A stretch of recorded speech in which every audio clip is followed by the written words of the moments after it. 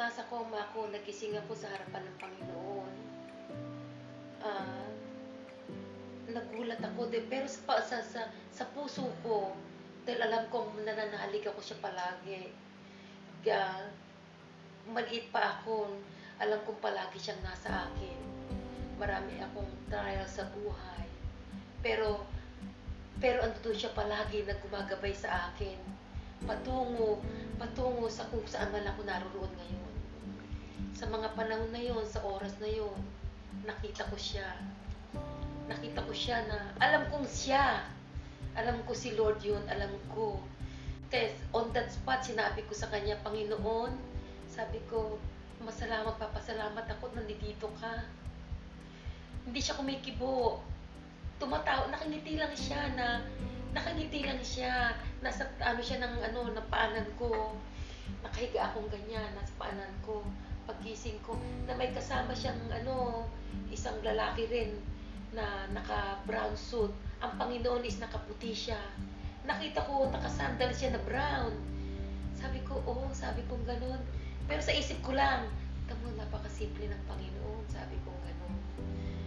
At sabi ko kay Lord, tinatanong ko siya, ayaw niya magsalita. Nakangiti lang siya palagi sa akin.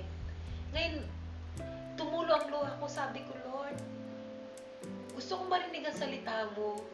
Matagal na panahon, kausap kita. Lahat ng mga trial ko sa buhay, bata man ako.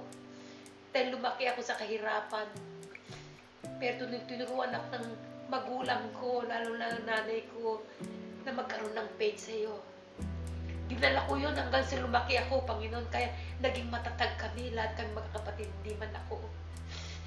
Kaya alam kong ikaw, Panginoon, dahil kausap kita. Nagpapasalamat ako kung masaya man ako, malungkot man ako.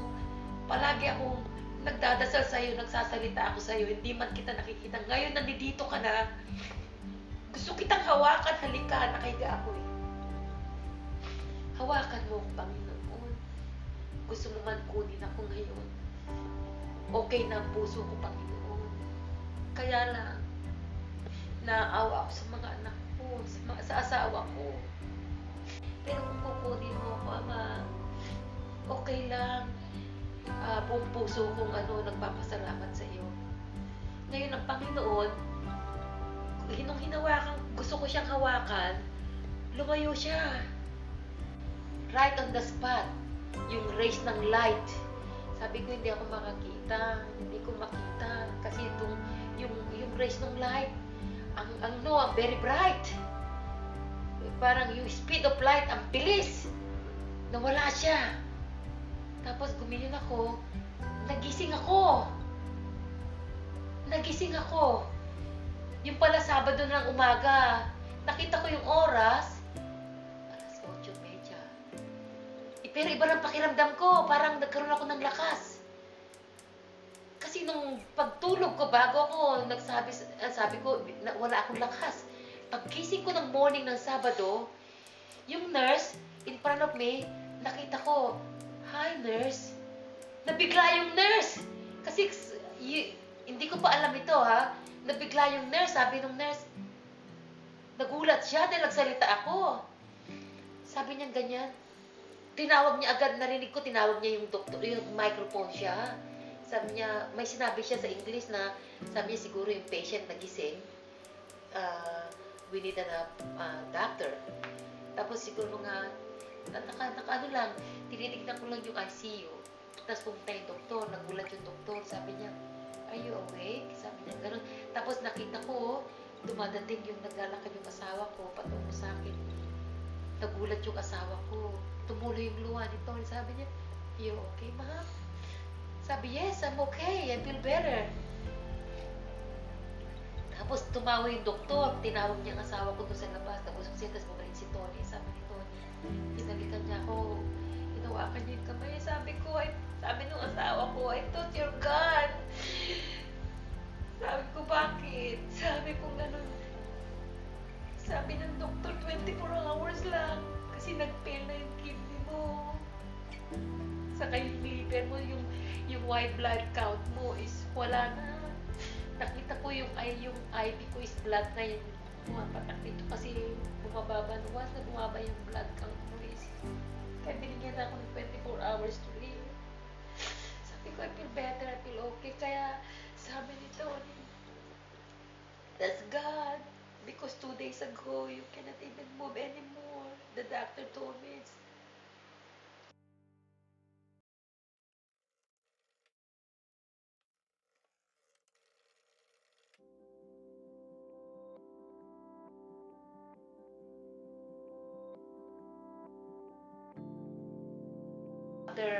after a week na I was in the ICU, dinala nila ako sa recovery room.